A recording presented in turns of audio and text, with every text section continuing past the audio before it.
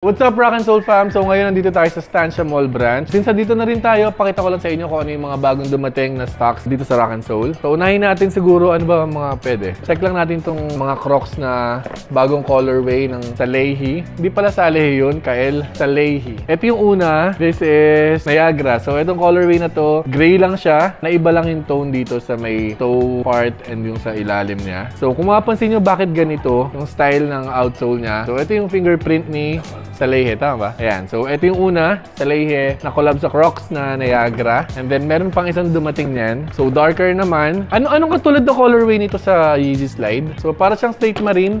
So, ito yung isa sa latest colorway na collab ni Salehi sa Crocs. So, ang colorway na tawag naman dito is Como. Bluish lang yung color nito. So, parehas maganda kasi madali naman sila ternuhan parehas. Parehas dark color and neutral colors lang. So, next na i-unbox natin. So, ito, Jordan 4. So, ito yung box nila. So, 2 weeks or 3 weeks ago to ni-release. So, ito yung unang colorway ng Jordan 4 na unbox natin. So, this is Jordan 4 Red Cement. Sobrang basic lang ng color niya. White, red, and black. Red Cement siya. Kasi kung mapapansin mo, pakita mo lang dito. So, dito sa mga red part niya, parang may ano siya, platter ng paint. Parang ayun yung cement. Yung outsole niya, normal na Jordan 4 outsole. Yung color blocking niya is gray, red, black. Tapos meron Jumpman logo na maliit sa gitna. Sa material niya, guys, maganda yung leather na ginamit. Ayan, malambot yung leather na ginamit dito sa Jordan 4 na red cement. So, next na Jordan 4 na i-unbox natin. Itong Jordan 4 na to, nirelease siya women's sizes eh. Kung mapapansin nyo, normally pag ganito kasi, mas matataas yung price ng mga bigger sizes kasi kino-convert lang nila. For example, tulad nito, size 12 women to. So, sa men, size 10.5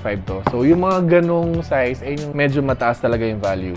So, open na natin to. Ganda oh. Kung mayaman yung matsura. Ito, ang ganda ng colorway nito. Ito nyo naman oh. Metallic yung crown niya. Plus, yung material na ginamit dito. Kung mapansin nyo dito sa may upper niya, suede na gray. Tapos, dito naman sa may toe guard niya is gray din. Pero, smooth leather naman. Tapos, rubber din sa may pull tab niya na gray. Tapos, white lang. So, basically, yung color blocking nito parang gray and say lang talaga. Tapos, meron lang metallic na dito sa may crown area niya. Sobrang ganda. Sa may tang niya naman, ganun din. Flight, gray lang din. Kung naghahanap kayo ng Jordan 4, meron tayo dito yung mga bagong releases katulad ng mga red cement plus itong Jordan 4 na, ang tawag ito? Grabe, sobrang dami na kasi sapatos. Minsan hindi mo alam yung mga tawag, no? So, ito yung frozen moment sa Jordan 4. Meron pa tayong makakuha nito or meron pa tayong stocks nito. So, kung gusto yung mag-order, kahit mga women's sizes na maliliit, makakuha tayo. Sa mga men's sizes, normally hanggang 10.5 men, meron tayo. Pero mga size 11, 12 pataas. So, for pre-order na yun. So, next na i-unbox natin, syempre, sobrang init ngayon. Adidas Samba, Halo Blue. Ayun yung colorway niya. Isa to sa no? Bestseller talaga natin ngayon, no? Ganda naman kasi talaga. Paano hindi magiging bestseller yan, no? So, etong Halo Blue, meron siyang extra lace na color nitong stripes. Ganda rin pag pinalitan, no? Madami tayong sizes nito at marami pa tayong parating na sizes nitong Halo Blue plus yung white. Siyempre, ayun yung talagang bestseller natin, yung white. Yung black,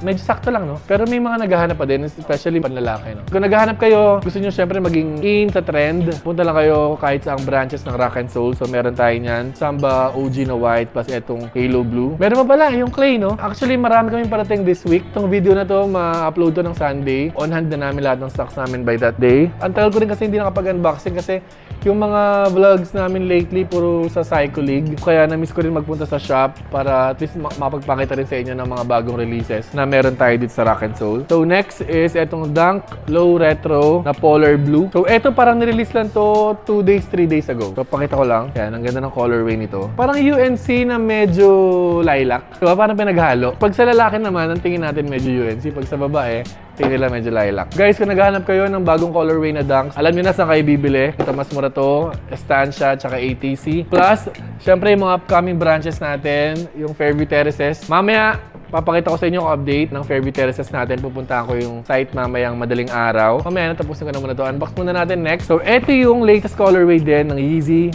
350. This is the Yeezy 350 V2 Granite. Parang bira na maglabas ng no? Bagong colorway ng Yeezy, no? So, ito yung parang huling colorway na nilabas ng, kung di wala kakamali, ng 350 V2 na Yeezy. So, ito yung Granite. Black lang yung stripe niya. Siyempre, kung gusto nyo ng sobrang comfy na sapatos, di ka naman magkakamali sa Yeezy 350 V2.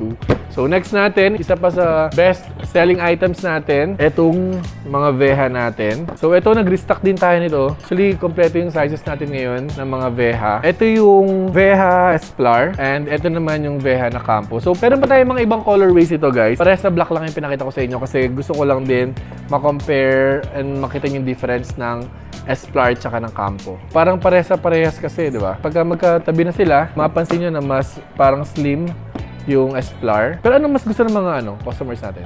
Campo. So, hati din no? May mga naghanap din ng Esplar kasi siguro bagay sa legs kasi mas manipis. Pero ito naman kasi mas classic talaga, itong Campo. Kung gusto nyo mag-inquire ng mga Veha, kung ano pa yung mga available namin sizes and colorway, syempre DM lang kayo sa Facebook, Instagram namin, Rock and Soul PH, sa Facebook Rock and Soul. Bukod sa Esplar, saka sa Campo, syempre meron din yung Velcro. Isa din yung talaga sa gusto ng mga customers natin. So, meron din tayo niyan at meron din tayo mga parating. Ayun, so mga New Balance 327 natin, sa mga naghahanap ng beige. So, kahit saan wala na kayo makikita nun yung colorway na beige. Yung madalas ko pinapakita sa vlog natin. So, mahirap na makahanap nun. Pero dito sa Rock and Soul, meron tayo from size 5, pero hanggang size 8 na lang yata kung doon nagkakamali. Yun lang. So, yung mga abangan nyo sa Rock and Soul, syempre yung tatlong upcoming branches natin, tulad ng na-mention ko earlier, mamaya papakita ko sa inyo yung progress ng Fairview Terraces. So, in-expect natin mag-open yan on October 25. So, this month na yun. Hindi ko alam ba sa October 25 hanggang 28 siguro yun yung date ng opening natin. I-announce naman natin yung final date. Solined 3 under construction na. Nag-start na yun ng Monday ng construction. So, update ko na lang din kayo. Yung Feliz natin. So, mag-start na yung construction ng Feliz. Ang Feliz ang magiging pinakamalaking branch ng Rock and Soul. So, mas malaki pa siya sa Estancia. O yung stock room nun, parang mas malaki ang Feliz ng 30% pa o 40% pa. Ganun kalaki.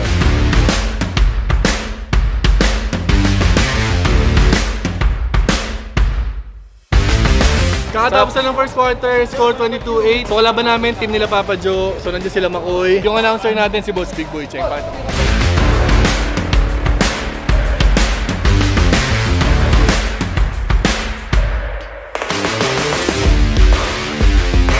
First half, lamang sila ng 10. Kanina, umakyat yan ng 20 points. Nung unti-unti, nakakabalik tayo sa laro. Wala pa sila Erwin. Mamaya update ako kung ano mangyari.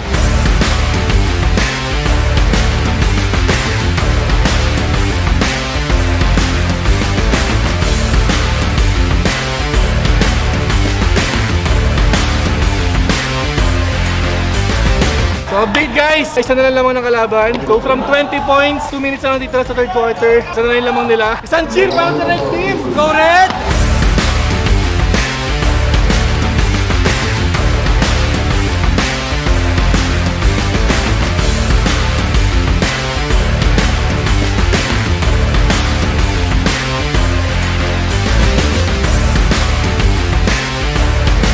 Guys, 3 minutes na lang lamang isa. Tabla na. Sana manalo kami.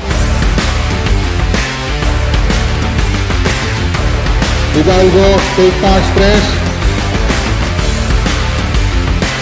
Hidalgo again. Down tayo by 20. Down kami ng 20. Ayun, dito talaga ang mga takbo. Kita naman siguro sa vlog. Yes. First, second quarter, nagpasabagad ako. Ganun lang story. Pero yun, sabi siya kanina pagpunta pa lang. Hindi maga. So, feeling ko kaya ko maglaro. Kaya kanina, kahit down tayo by 20, parang feeling ko makabalik tayo Yeah. Nag-init guys. Ilang trash yung pinaulan niya, makikita niyo sa video. Grabe, sobrang clutch. Ang galing na Siguro hapon. adrenaline na lang din, kaya tayo nakakatakbo. Pero Yes, yun nga, sir. thank you Lord, panalo tayo, Arj. So yun, panalo. Ano mo naman si Esong? 30 Rebound. 30. Ngayon pala, thank you sa lahat na nagko-comment sa Facebook, sa YouTube namin. Ang draw natin siguro mga next vlog natin. So mamaya, pupuntahan namin yung Fairview Terraces, under construction na yun. So tingnan natin kung ano update. Pahinga muna ako. Thank you Lord sa panalo.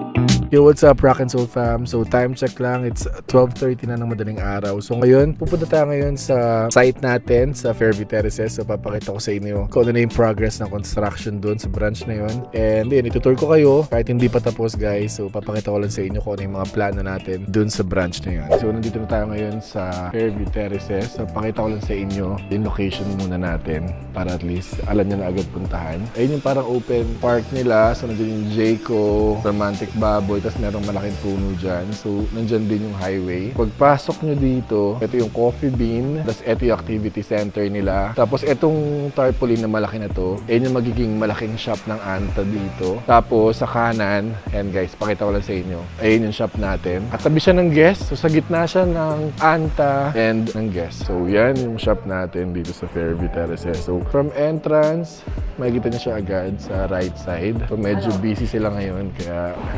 kabok. Lahat yan hanggang sa dulo. So, ayun yung magiging sneaker wall display natin. Tapos, ito naman yung cashier area natin. So, ito yung kakaroon ng mga wall display dyan. So, parang cabinets dyan ng mga hype ng mga stuff natin. So, ito yung storage area natin. So, ito yung magiging stock room natin. Wala pa akong masyadong mapakita kasi blanco pa, syempre. Pero, ina-expect namin matapos yung construction by next week. So, expect nyo na mag-open yung Fairview Terraces branch natin. Siguro mga October 25 or 27. So, yun yung target date namin mag-open. So, wala akong masyado napakita sa inyo kasi pagdating ko, maingay, ang daming gumagawa. Tsaka medyo blanco pa eh. So, ngayon guys, time check, 3:30 na. So, pasensya na sa boses ko. Medyo inaantok na. Talagang inaantok talaga ako. So, kasama ko si Mark, ang aking brother-in-law. So, siya lahat nagde-design ng stores natin. Hindi natin kasama si Mark, yung editor natin. Kaya, pagpasensya nyo itong mga video ko. So, follow nyo guys, Perfume Studio Manila sa Facebook, Instagram. Soon, magkakaroon din sila ng physical store. Masyadong mahaba na tong araw na to. Excited na ako sa branch na to. So, kita-kits tayo. Last week na October. So, ingat. God bless. Peace out.